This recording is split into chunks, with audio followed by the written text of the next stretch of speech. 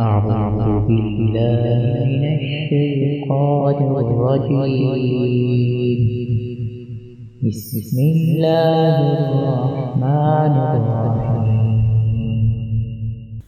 الذين ينفقون أموالهم بالليل والنهار سرا وعلانية فلهم أجرهم عند ربهم ولا خوف عليهم ولا هم يحزنون.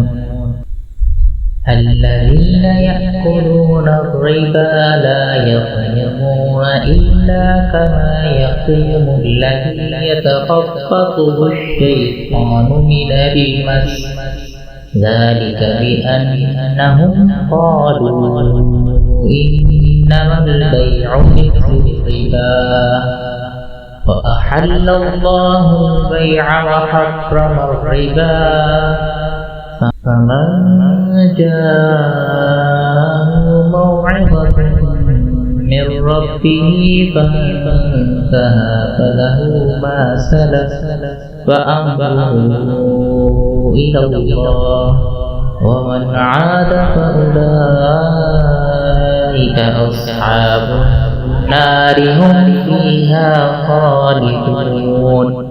يمحق الله الربا ويربي الصدقات والله لا يحب كل كفار أثيم. إن الذين آمنوا وعملوا الصالحات وأقاموا الصلاة وآتوا الزكاة لهم أجرهم عند ربهم ولا خوف عليهم ولا هم يحزنون.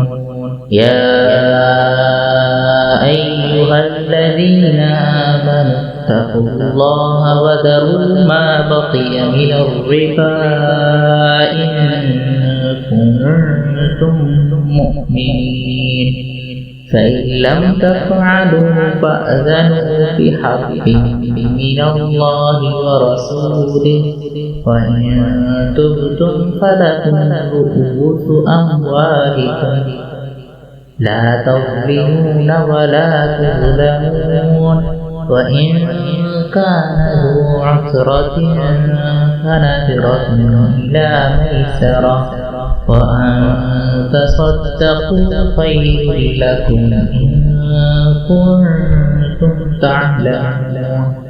واتقوا يوما ترجعون فيه إلى الله ثم توفى كل نفس ما كسبت وهم لا يظلمون.